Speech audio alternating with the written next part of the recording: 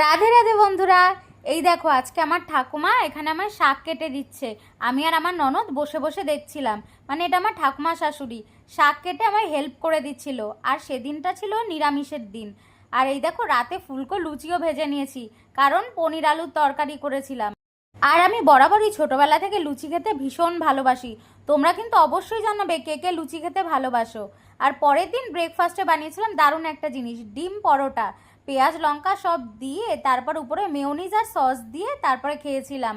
রোজ রোজ কি ভাত রুটি ভালো লাগে বলো? আর সেদিনই সন্ধ্যাবেলায় কি খাবো বুঝতে পারছিলাম না, হঠাৎ কেএফসির চিকেন ফ্রাই খেতে ইচ্ছা করলো।